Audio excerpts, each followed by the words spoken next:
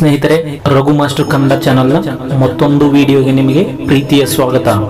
ನಿಮ್ಮಲ್ಲಿ ಯಾರಾದರೂ ಸಾವಿನ ಭಯದಲ್ಲಿ ನರಳ್ತಾ ಇದ್ದೀರಾ? ಹಾಗಿದ್ರೆ ನನ್ನ ಈ ವಿಡಿಯೋನ ಪೂರ್ತಿಯಾಗಿ ನೋಡಿ. ಈ ವಿಡಿಯೋ ಮುಂದುವರಿಸೋಕ್ ಮುಂಚೆ ಒಂದೇ ಒಂದು ಪ್ರಶ್ನೆ. ಪ್ರತಿಯೊಂದು ಜೀವಿಗೆ ಈ ಭೂಮಿಯಲ್ಲಿ ಸಾವು ಅನ್ನೋದು ಖಚಿತ ಅಂತ ಗೊತ್ತಿದೆ ಅಲ್ವಾ? ಸೊ ಹಾಗಿದ್ರೆ ಭಯ ಯಾಕೆ? ಜೀವಿಸುವುದನ್ನ ನಾವು ಹೇಗೆ ಸಂತೋಷದಿಂದ ಸ್ವೀಕರಿಸಿದ್ದೇವೋ ಹಾಗೇನೆ ಸಾವನ್ನು ಕೂಡ ಸ್ವೀಕರಿಸೋಣ.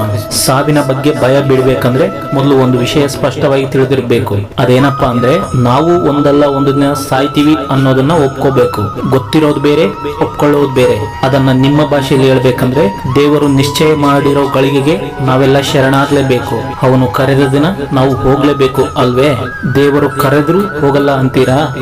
ಜೀವನದಲ್ಲಿ ಬರೋ ಎಷ್ಟೋ ಕಷ್ಟಗಳನ್ನ ಎದುರಿಸ್ತೀವಂತೆ, ಅಂತದ್ರಲ್ಲಿ ಎಲ್ಲದರಿಂದ ಮುಕ್ತಿ ಸಿಗುವಂತಹ ಸಾವಿನ ವಿಚಾರಕ್ಕೆ ಖುಷಿ ಆಗ್ಬೇಕೇ ಹೊರತು ಭಯ ಅಥವಾ ದುಃಖ ಅಲ್ಲ. ಹೆಚ್ಚಾಗಿ ನಾವೆಲ್ಲ ಸಾವಿಗೆ ಎದುರೋದು ಅಂದ್ರೆ ಸಾವು ನಮಗೆ ಹೇಗೆ ಬರುತ್ತೋ ಅನ್ನೋ ಚಿಂತೆಯಲ್ಲೇ ಅಲ್ವಾ? ಹೌದು, ಎಲ್ರಿಗೂ ಆ ಚಿಂತೆ ಇರುತ್ತೆ. ಆದ್ರೆ ಅದು ನಮ್ಮ ಕೈಯಲ್ಲಿ ಇಲ್ಲದೆ ಇರೋದ್ರಿಂದ ಅದಕ್ಕೆ ನಾವು ಹೆಚ್ಚು ಯೋಚನೆ ಮಾಡೋ ಅವಶ್ಯಕತೆ ಇಲ್ಲ. ಅದು ಹೇಗೆ ಬಂದ್ರೂ ಸ್ವೀಕರಿಸೋ ಮನಸ್ಥಿತಿ ಇರ್ಬೇಕಷ್ಟೇ.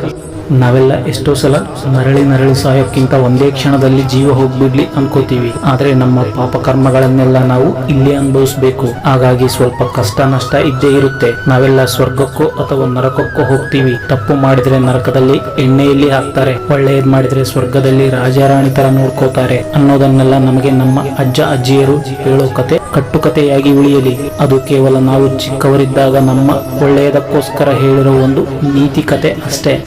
ಆದ್ರೆ ಬದುಕು ಕತೆ ಅಲ್ಲ. ಜೀವನ ಅನ್ನೋದು ನಮಗೆಲ್ಲ ಗೊತ್ತಿದೆ. ಜೀವನದಲ್ಲಿ ಬಂದದ್ದನ್ನು ಒಪ್ಪಿಕೊಳ್ಳುವುದು ಬಿಟ್ರೆ ನಮಗೆ ಬೇರೆ ಮಾರ್ಗ ಇನ್ನೊಂದಿಲ್ಲ. ನಾವು ಬದುಕುವುದು ಸಾಯುವುದು ನಮ್ಮ ನಿರ್ಧಾರ ಅಲ್ಲ. ಜೀವನ ಅಂದ್ರೆ ಜೀವಿಸುವುದು, ಅದು ಸಂಪೂರ್ಣ ನಮ್ಮ ನಿರ್ಧಾರ. ಹಾಗಾಗಿ ಸಾಯುವವರೆಗೂ ನಾನು ಸಂತೋಷವಾಗಿ, ಯಾರಿಗೂ ಕೆಟ್ಟದ್ದನ್ನು ಬಯಸದೆ, ಎಲ್ಲರನ್ನು ಪ್ರೀತಿಸುತ್ತಾ, ನಗಿಸುತ್ತಾ, ಸಾಧ್ಯ ಆದ್ರೆ ಸಹಾಯ ಮಾಡ್ತಾ ಸಂತೋಷವಾಗಿ ನನ್ನ ಜೀವನವನ್ನು ಕಳೆಯುತ್ತೀನಿ ಅನ್ನುವುದನ್ನು ಇವತ್ತೇ ನಿಮಗೆ ನೀವೇ ಪ್ರಮಾಣ ಮಾಡಿಕೊಳ್ಳಿ. ನಿಮ್ಮನ್ನು ನೀವು ಹೆಚ್ಚು ನಂಬಿ ನಿಮ್ಮ ಕನಸುಗಳ ಕಡೆ ನಿಮ್ಮ ಹೆಜ್ಜೆಗಳನ್ನು ಹಾಕ್ತಾ ಹೋಗಿ. ಬಂದುದನ್ನೆಲ್ಲ ನಾನು ಖುಷಿಯಿಂದ ಸ್ವೀಕರಿಸ್ತೀನಿ ಅನ್ನೋದನ್ನು ಮಾತ್ರ ಮರಿಬೇಡಿ. ಸರ್ವೇ ಜನ ಸುಖಿನೋ ಭವಂತು. ನನ್ನ ಈ ವಿಡಿಯೋ ನಿಮಗೆ ಸ್ವಲ್ಪ ಮಟ್ಟಿಗಾದರೂ ಸಮಾಧಾನ ತಂದಿದ್ರೆ ನಿಮ್ಮ ಅನಿಸಿಕೆನ ಕಮೆಂಟ್ ಮಾಡಿ ಮತ್ತು ಬೇರೆಯವರ ಸಮಾಧಾನಕ್ಕೆ ಶೇರ್ ಮಾಡಿ. ನಿಮ್ಮೆಲ್ಲರ ಪ್ರೋತ್ಸಾಹವೇ ನನ್ನ ಶಕ್ತಿ. ಎಲ್ಲರಿಗೂ ಒಳ್ಳೆಯದಾಗಲಿ. Thank you for watching and please subscribe my channel.